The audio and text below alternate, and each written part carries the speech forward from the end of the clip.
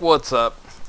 Yo, I'm gonna make a big video this time, or it's gonna be a long video this time. This is Wayward, Terran Frontier. My name is George, and I'm the lead developer of this thing. And I guess really what I want to do with this video is I want to show new people who've never heard of it before kind of what the game is, and then also I realize that because it's an alpha and it's just kind of a game engine,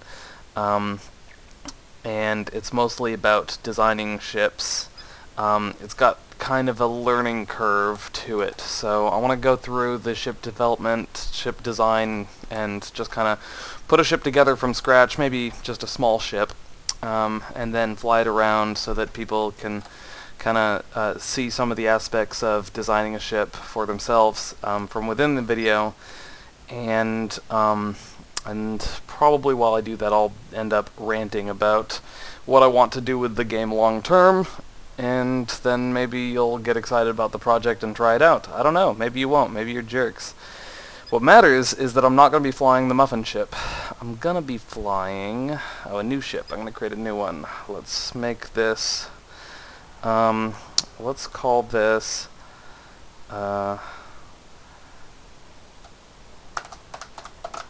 Top Hat, because I think Hat was already taken, and it's definitely going to be this ship, because I like this ship. I already have one. It was named Pike. Okay, so this is the ship design screen. Kind of missing a lot of features at the moment. I plan for it to be much more in depth later on. I've got on my website I have a whole list of features of things that I want to add into it, but for right now it's enough to design a ship. I'm going to show you some of the basics. So what I'm doing here is you've got the modules on the right that you can pick from, some categories, and there is a bit of a description for each module, but I'm going to kind of explain. So basically I'm going to make this a fast ship. I'm going to put some very large engines on it. And I'm putting those first because they're large, and I want to get them out of the way. The structure will be next. I always do structure as soon as I can in the ship development stage, because if you forget to do structure, the ship doesn't hold together very well in combat, and structure is more effective if you can put the bigger pieces. So I like to place it down kind of before I use up the space. That way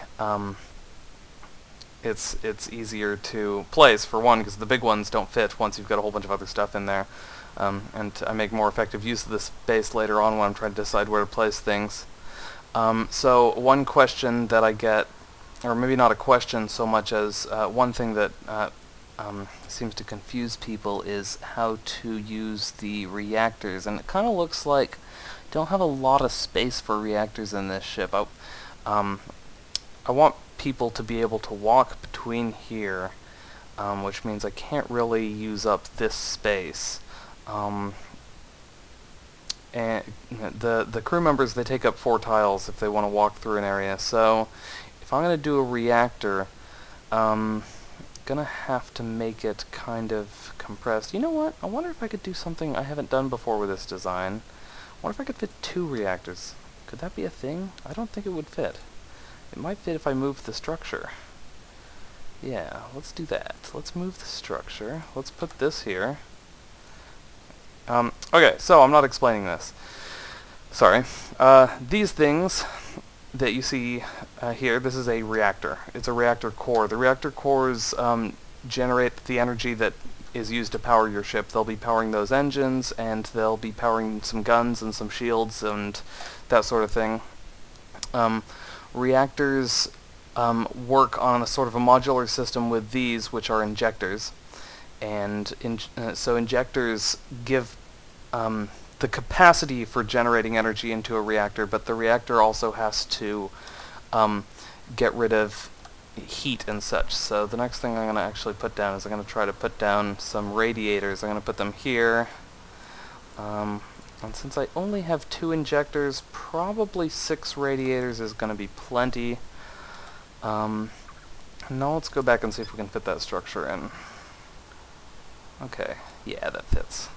Cool. So you can see here I'm almost reaching my structure. Next step is to probably get some thrusters. So in order to turn the ship, you have to have kind of these reaction thrusters, which are used for maneuvering. How did I do this last time? I kind of like it when they're there, and I like it when they are... you know what? Let's make a sluggish, not super maneuverable ship, because I think I want to try to fit a decent-sized gun on this ship, which is probably going to be this one. And, ooh, yeah, that looks particularly nice, because I can... Oh, I have some problems with that. That's not ideal. This, on the other hand, is better. Okay, let's do this. Let's put guns here and here. Important because I can get a conduit to go past them. And then let's put a control console. So a little explanation on these things. So these are turret mounts, which means each one of them will mount one of the larger turrets. Later on in the game, I'm going to have multiple types of turrets. In fact, there's going to be a whole bunch of different types of turrets. The idea is that turrets are kind of a commodity, like a weapon in any other game, where you're maybe out on some mission and you run into some bad guys that you've never fought before, and you fight them for a while, and you disable their ship and you board their ship, and you take the loot from their ship.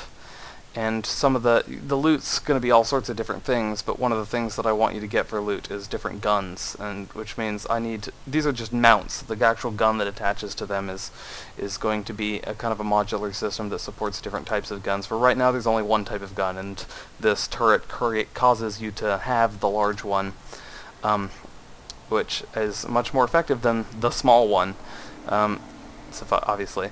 So, These are turret tracks, so I could probably put some, I could put some there.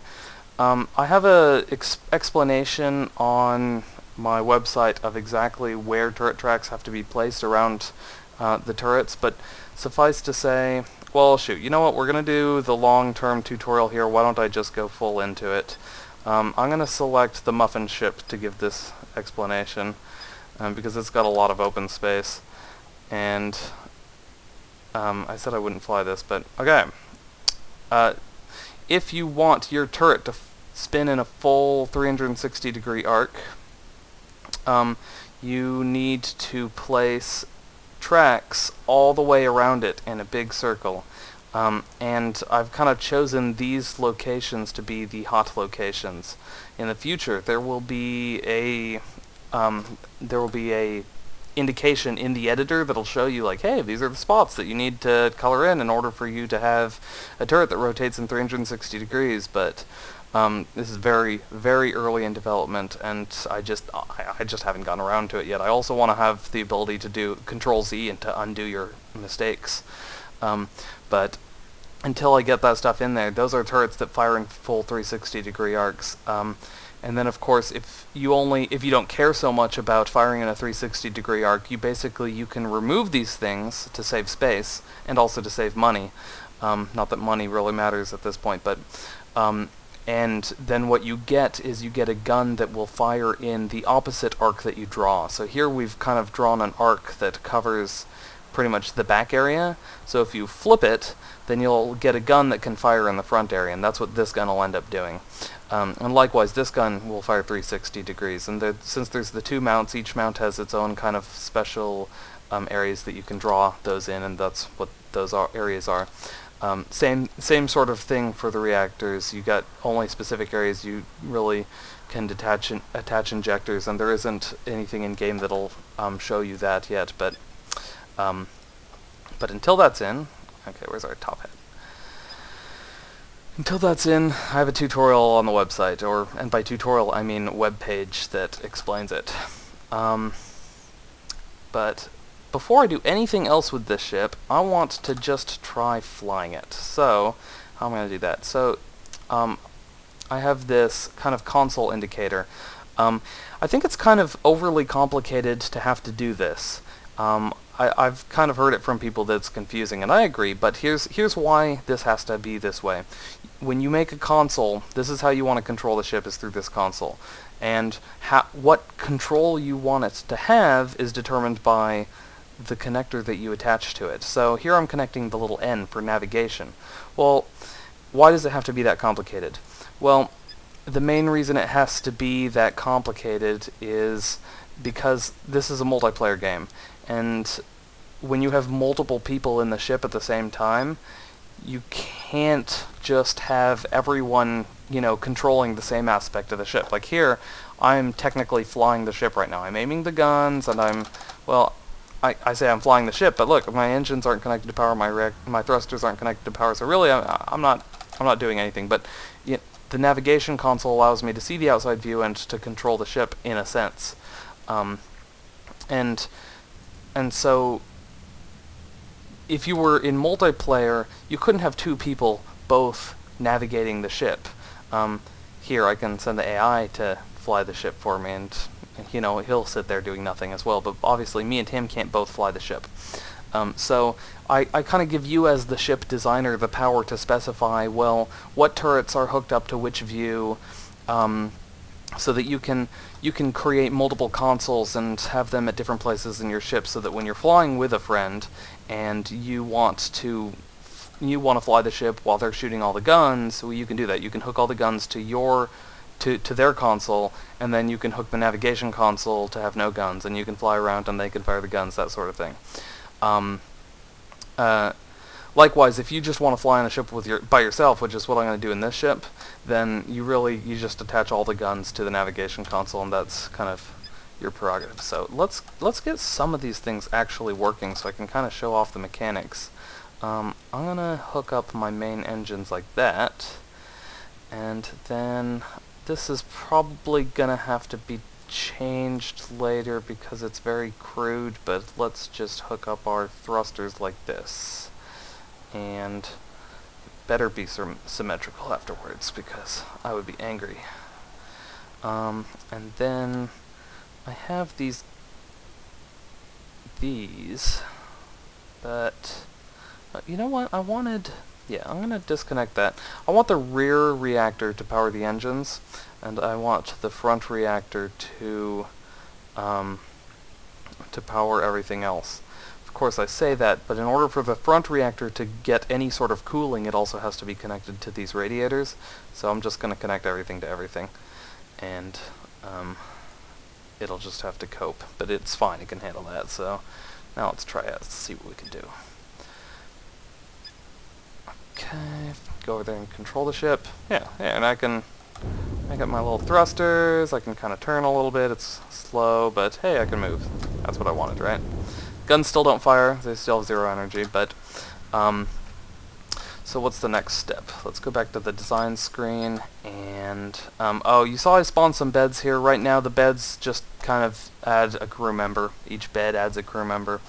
For the guns, I'm gonna have capacitors like this, and then I want to see if I can... Ooh, I'm probably not going to be able to fit multiple shield generators, but that's okay, because I need to have armor up front anyways. So these are shield generators. You saw I put down some shield pixels. These I could go through a lot of effort to make them look really, really like symmetrical and nice looking, or I could just go crazy and draw crap all over, and probably what I'm going to end up doing is drawing crap all over, because it takes a long time to make the shields perfect. I think I need these. These are they're life support modules, basically. They and actually no, I just realized I don't want them there. I want them connected to this back one. The life support modules generate breathable atmosphere for the ship, so when you get shot, as I'm sure I will be shot later on, I promise, you tend to vent all of your atmosphere out into space. And I think I can demonstrate that right now, actually, by spawning some bad guys. Oh, those are not bad guys. These are bad guys. Come on, shoot me. Yeah, there we go. Cool, I've vented all my atmosphere into space. Okay, now let's stop getting shot before I die. Let's see if I can demonstrate. I don't think that those atmosphere regenerators are working very fast. Well, so as you can see, I've got a very big ship with a very large space, and these things are generating atmosphere at a very slow rate, so my crew members are suffocating, and they will soon die horrible deaths as I go around and pointlessly repair these little bits. Oh well. Well, looks like I've lost control, and I died. So, we go back to the ship design screen, and we put in some armor. Now, we'll do the armor later. Basically, we're going to seal off the outside of our ship with armor so that it's not so easy to vent out the atmosphere, and then later on we'll even put doors so that you can kind of compartmentalize your ship. But, for now, we need some more air conditioners, or life support, or whatever you want to call them. They generate air. Air which is not red, because red air kills your crew members. So, what else does a working ship need? Well, the truth is, it needs its guns to be connected. Yes, that is what it needs. So, let's go like this, and like that. And like that. Now those guns will fire. And I think I'm going to use a different type of conduit, which is... So I'm using the conduit there. That's a recessed conduit, which means it's basically a floor tile in addition to being a conduit, which means that your crew members can walk on top of it. It also means that if the atmosphere vents out of your ship, then that tile won't stop the atmosphere from venting, so it doesn't count as a wall. And I wanted a shield generator to be placed back there again. Oh, and I need to make sure it's actually connected with a conduit, like that. The shield generators will regenerate the shield pixels. They'll use energy, of course, off the grid, which isn't connected yet. Although it can draw it from those capacitors, which will be full at the start. And the shield generators, they kind of randomly will add a pixel whenever they have enough energy to add a pixel. They constantly take power off the power grid. And when they try to add a pixel, they kind of have a higher chance of adding one nearer to the shield generator. So I kind of put these to the front to cover my front area. Better than maybe my back area or side area, because I'm going to be flying straight towards the enemy. Or at least I hope to be. And I think because I have... Let's do this. Let's add some capacitors to store some energy for my guns. There's a capacitor. And I don't like that placement, so I'm not going to put it there. I'm going to put it like this, and you can daisy chain oh wait, no, that's bad too. So kind of my goal with this is to leave enough space for the crew members to walk between all the modules. So if I put it there, for instance, then they can walk in between there and go down to that side. That's important if you want to build a ship that can actually be repaired in combat. Some people, maybe they don't care so much. Actually, some of my favorite ships are just the ships which are, the entire ship is guns and power conduits, but and those usually can't be repaired very much, but being as this is supposed to serve as kind of like a tutorial, I'm gonna, these are what I consider best practices. I really like to build a ship that can be fully repaired, as in you have a walkway, an area where you can walk to any part of the ship and repair it if it takes damage. That's especially good when you have, crew members that you can send off to repair things while you're fighting. I think... Do we want light armor in the back, or do we want this all to be repairable. I think let's just say to hell with it and put more armor here. So this is armor. It actually does take less damage from hits. Like a lot less damage from hits. Which means it's very nice to coat your ship in this. Unlike shields, it doesn't regenerate, but shields doesn't really take reduced damage. So, and by filling in kind of all the edge sections here, I'm going to be able to take a few hits without venting all of my atmosphere. Oops, can't do that. They won't be able to walk.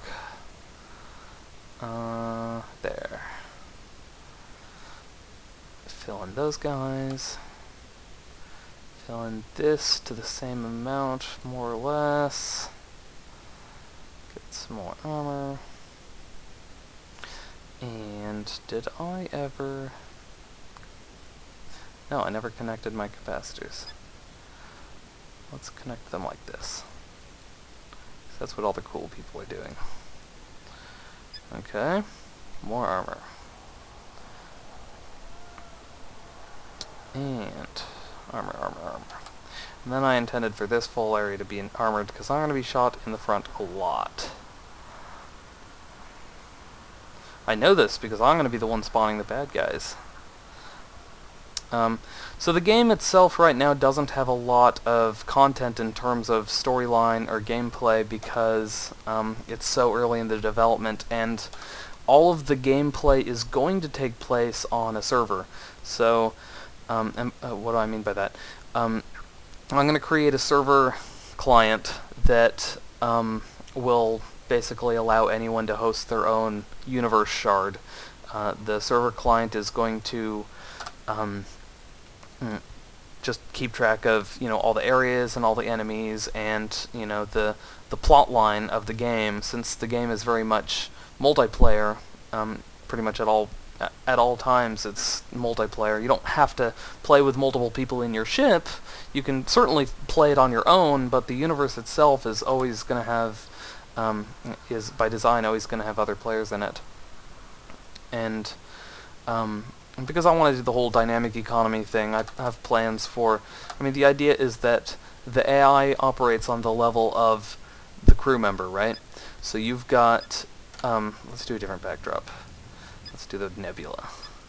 The AI operates on the level of the crew member. So if you've got an AI NPC that's going to exist in the game world, then that AI NPC does... The NPC is not a ship. The NPC is a person flying a ship, and if that NPC owns a ship, then they'll have goals, and maybe they'll want to work towards the betterment of themselves, which means they will go out and they'll pick up jobs, and they'll run trade missions, and they'll kind of almost play the same game that the player plays, and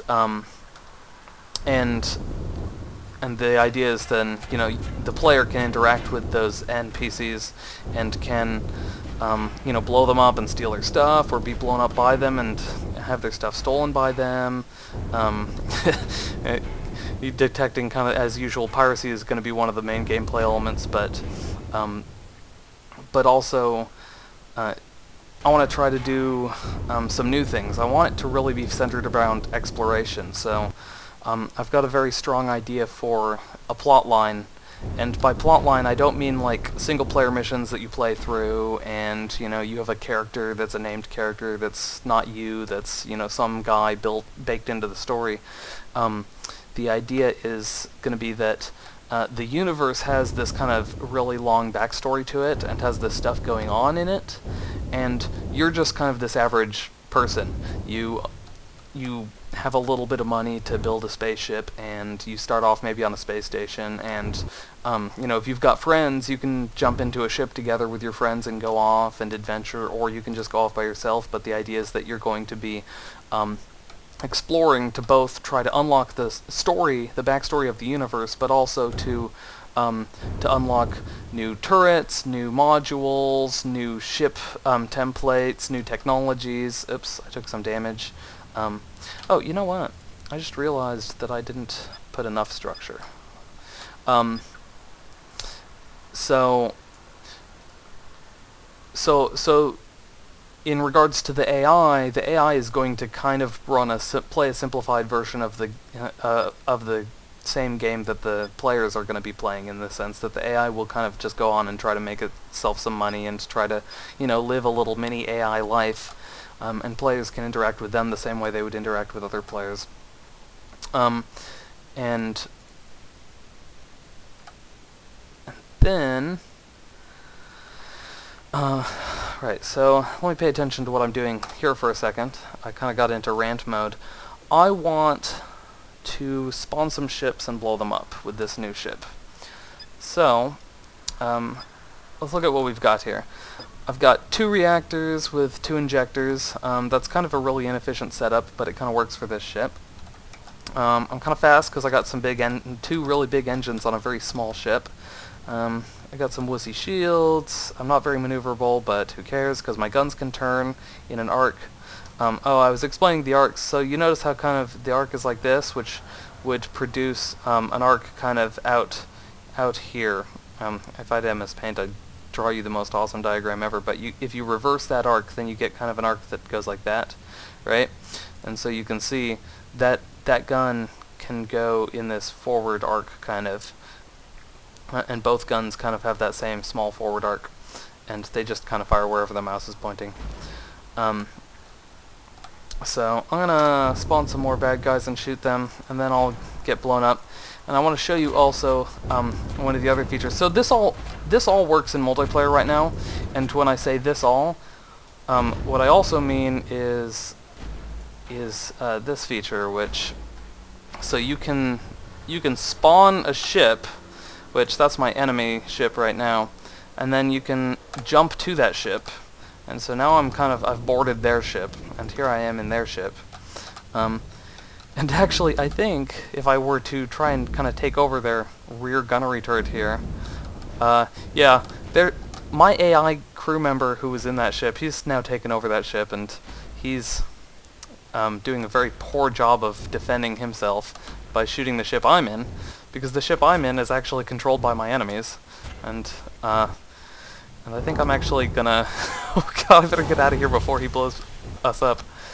Oh right, now I'm flying their ship. Okay, go back there. Okay, yeah, I'm back at my ship. I like it much better here. The way it works right now is that a ship is basically just a place, right? So if I kind of blow off their bridge, and you know what? Let's fully blow off their bridge. Blow it off. Well, I think that was probably sufficient. Yeah. Oh, they still have a crew member over here. Oh look, white tiles. Yeah, that's a bug that I'm working on. I know exactly why it does that, but there's nothing I can do about it. And now I'm stuck in this ship because there's no bridge, and my own crew members are trying to murder me. Well, I think I'm gonna go back to the ship design, and do I want to edit this? No, I don't want to edit this. I just want to blow it up. I'm going to spawn a whole lot of enemies, and I'm going to be blown up, and maybe I'll even explode. So these are allies, and these are allies, and then I need to have a whole lot of enemies. And I'm just going to shoot at them until I explode, because that's pretty much everything I wanted to show you right now. I can't really test out multiplayer at the moment. I plan to make another video where where I do some multiplayer gameplay with somebody, but that'll have to be a separate video because it'll probably be a lot of us arguing over who's gonna go repair the ship that's on fire. And thank you for watching. I hope if you want to check out the game, you should go to my website. The game that you're seeing right now is the version that's live. I'm doing an open alpha, where basically anyone can just play it for free. Someday, if and when I monetize the game, which I am planning to, I'm planning to sell an authentication service for the online multiplayer so that you can have the same character move from server to server.